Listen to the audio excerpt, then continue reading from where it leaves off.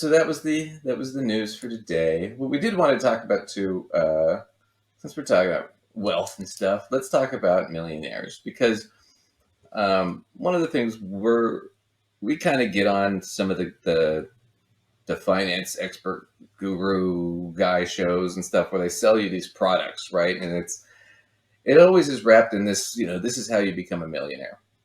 And I don't think we ever really talk about what that means.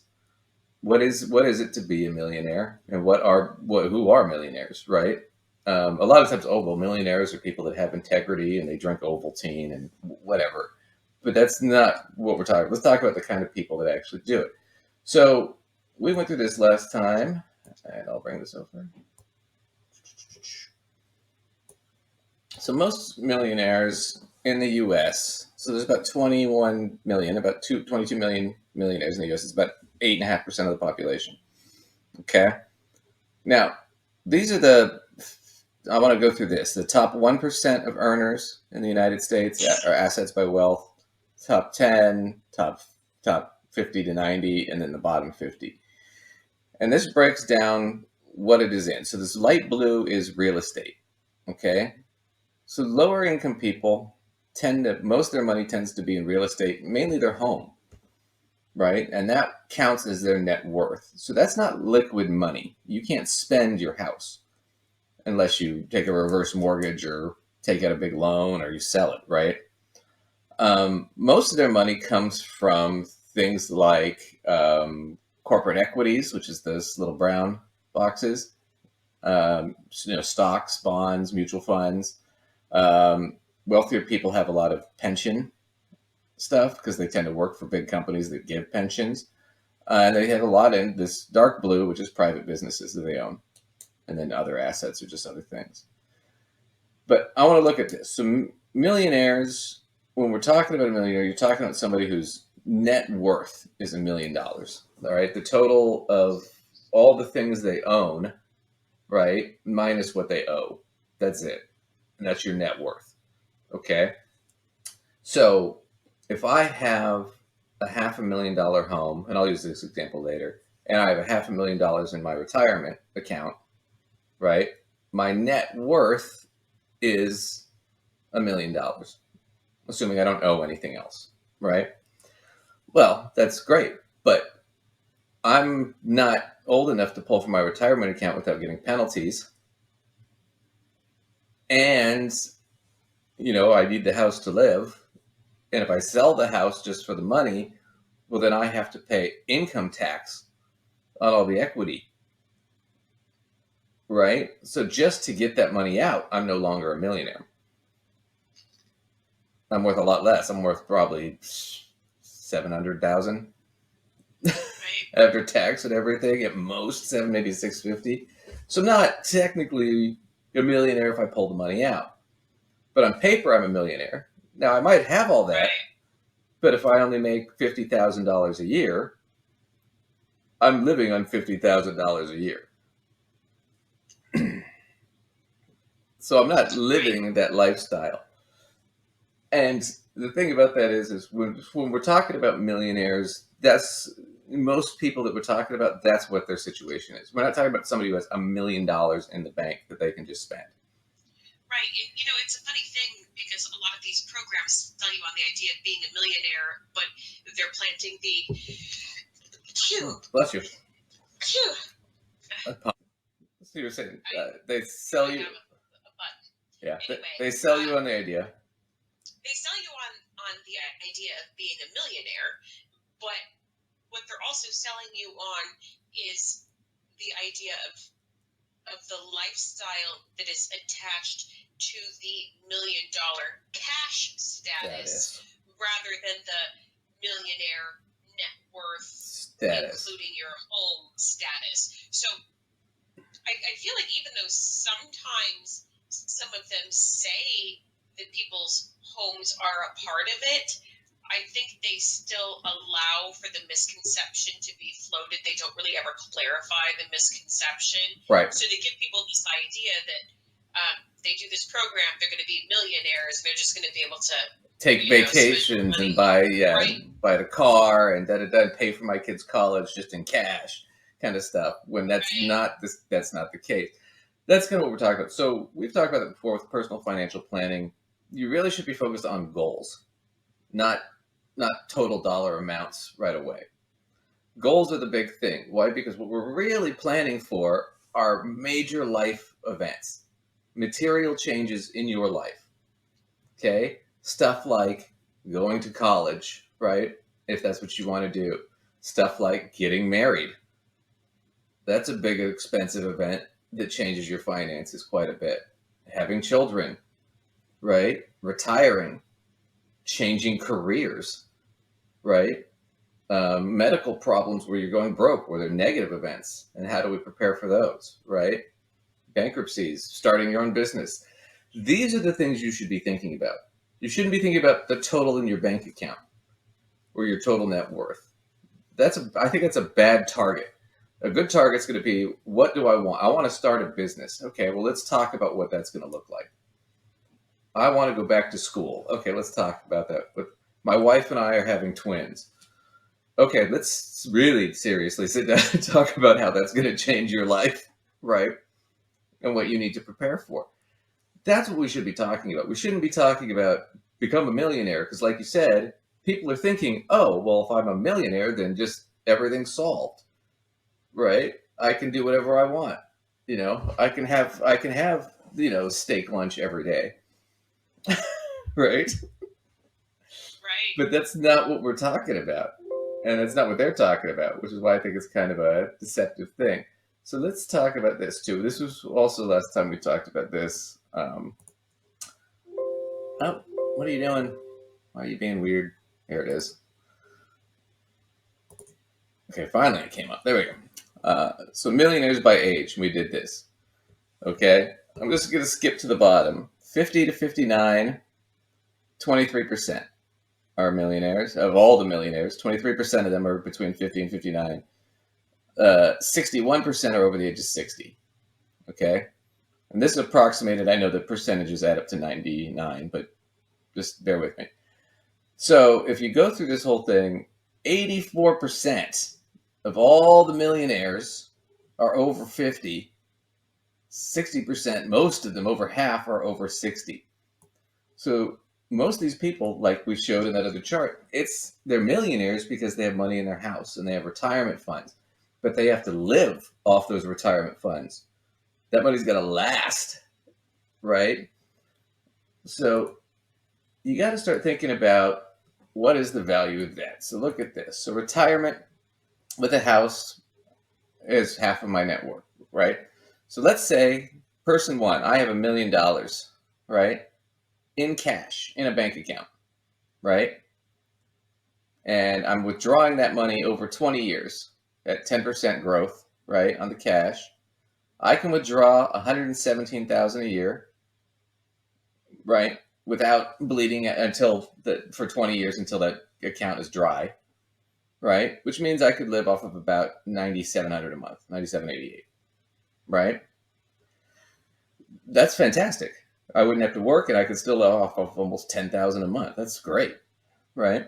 But if half my money is in my house, then I only have 500,000 in cash. And so from the cash, I can only withdraw 58,700 a year or $4,900 a month. So half, right? And so when you look at it like that, it's like, okay, but then if I'm like, yeah, I'm a millionaire, but can I live off 4,900 a month? If you're retired and you have Social Security and stuff, maybe you're living off 6 or 7, then you're in good shape, right? If your Social Security covers that. For most people, I would say you're in really good shape. Most people live off of can live off about five a month, no problem. But it's a good position to be in. But once again, stock market tanks, something goes wrong, you don't have a ton of cushion. And if you sell the house and you downgrade, there's some tax advantages to that you can do, but you can only do it the one time, I think. And then Anything over that, you got to pay tax on. And so now you're selling your house for the extra money to supplement your retirement, which is fine if you want to do that. Even if you're fine in that second scenario, it's still not the same as the picture being painted of sipping drinks that have umbrellas in it for half of the year, while you're laying around on a beach somewhere. Like Right. it's not that picture, even though you're still fine. It's still a fairly regular, sort of lifestyle. Yeah. Yeah. As we're even at $9,800 a month, I could go out and buy a $250,000, $300,000 condo, right? And with 30-year deal, even if I was paying $3,000 a month for the condo, which I probably wouldn't be paying that much, but let's say I was, I'd still be net ahead of the person with a $500,000 house every month by at least $1,000 or $2,000. So there's different ideas. I mean, it's different when it's physically cash in your hand versus if it's in a property. That's kind of my point. It's locked in the property until you can sell the property, right? It might be $100 million painting, but you can't go to the grocery store and trade your Mona Lisa for food, right? Right. I'm sure somebody there will give you $100 for it, and, and you can buy food with that, but you can't buy it with the painting. So why don't you go through that concept too, and then just to give people an example, because I think this gets really messed up. And so, what is $1 million? Okay, I want you to think about it because it's different over time. Okay, because inflation changes, right? So money always goes down in value. So I took $1 million today, this middle bar, $1 million today. If you factor in inflation, has the same rough spending power as 483,000 did 20 years ago. So 2002 versus 2022, 483,000 would have gotten me just as far as $1 million does today in 2002, right? But then you think about, okay, well, what if I wanted to be a millionaire 20 years from now, but a millionaire in today's dollars is what I'm thinking? What I'd really need to have is $2 million. Because in 20 years from now, $2 million is going to have the same spending power. I can buy the same amount with 2 million 20 years from now that I'll probably be able to buy with $1 million today. Okay.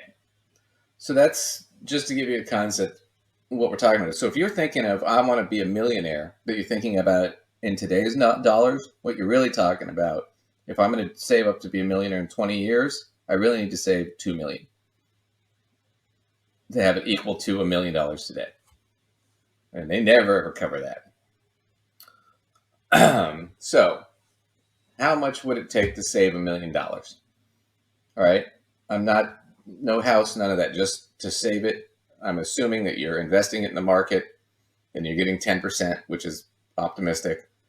But over 20 years, what would it take? Well, you'd have to start, if you had $0 today, you'd have to save about $17,500 a year to get to $1 million in 10 years, which means you'd have to be saving about $1,450 a month, right? Well, that's a lot of money when you think about it, especially since the average annual income in the United States is about $60,000. So that's about $5,000 a month before tax, right? So if I'm saving my $1,450 from my million, all right, I can only live off of about $42,000 a year, $42,500 from my 60, because I got to save 17.5, right? Before tax, that means I'm living off of $3,500 a month versus 5,000. That's a big drop, right? That's rent, right? So when they talk about this savings and you can become a millionaire stuff, yeah, but you have to have the income to save. That's the part they always miss. They always tell you, yeah, if you just cut this or cut that or live within your means and save, so you'll be a millionaire. But you have to have the income to keep investing. You have to have money flowing in. And these guys that are telling you this, like Dave Ramsey, the Money Guy Show, and whatnot, that's not how they're making their millions. They're making it by investing it in their business and selling you products. So you're buying their software or their app. They're doing ads for, car insurance or banks or whatever it is. That's how they're making all their money. They're not making it by living skimpy within their means. They're living by reinvesting all their cash back into their business so that they can leverage that to get more business and make more money. Right? So they're not doing it by, well, I'm just going to be frugal and live within my means. I mean, to just give you last year, Dave Ramsey sold his $15.5 million house. I don't think he's doing this frugal savings bit that he keeps telling the rest of us to do. That's not what he's doing. He's selling you shit. That's how he makes his money. Right? So it all comes down to, you want to be a millionaire in that real sense, it's income. It's income that's going to make the difference.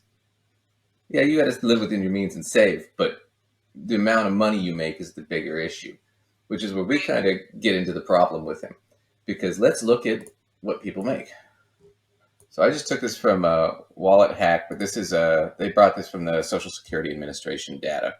Okay, and so this is just a good article. So let's do the top 1%. Okay, the top 1% in this country of wage earners earn over $250,000. So if you make over $250,000 a year, you are in the top 1% of Americans for wage earners. You'd think it'd be higher, wouldn't you? Yeah, you actually would. But it's not. $250,000 is all that. So the middle 50, right? 50, 90%, those people around there make between $25,000, $30,000 a year at the base, but they can make much higher. But that's where you start. That's pretty cheap, right? So let's look at it from the percentages. So top 1%, $250,000 or more. Top 5, $140,000 or more. Top 10% make over $100,000. The top 20% make over $65,000. Right? The top 30% make $45,000 or more. So if you make $45,000 a year, you're in the top 30% of earners. Right? And it goes down and down and down from there. To the bottom 10 make less than $5,000 a year. So just to give it to you, from earning, the top 1% on the far right, the bottom on the left. But it's scary that you see the 50% mark is 25,000. Yeah. Like that's the 50% mark, which is scary because that's really not much to be living on. Well, right, and like we talk about, and we do this where like average income in America is just under 60,000, which means you're in the top 25 to 30%. Mm-hmm. That's average, which means that most people make less than the average. Right. So you got to think about that. And then they talk about how the wealth distribution by percentages and stuff like that, median household income, income distribution. I'll put this down there too. This will come back again because we talk about education a lot. Average income by education, and this is male or female, both sexes, right? The yellow line is bachelor's degree or higher. Red line is some college. Light blue line is high school. Dark blue line is less than high school. And this is monthly income. So you're making over almost double in monthly income. You're making at least than somebody who just has a high school degree. If you have a bachelor's degree, you're making almost double. So there are investments here. Here it is. High school, $668 a week versus $1,193. So almost double. Yeah, the difference is huge. It's gigantic, yeah. So I wanted to give you that concept. When you're thinking about your finances and what you want, I wouldn't, as a financial planner, I wouldn't sit there and go, let's talk about getting you to be a millionaire. I'd be talking about, what do you want to accomplish? A better goal would be, is how much would you like to have each month to live off of?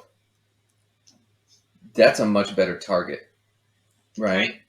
And then we can talk about your retirement and savings and what you'll need to live off of there and how much that's going to be. But that's a better goal to start talking about.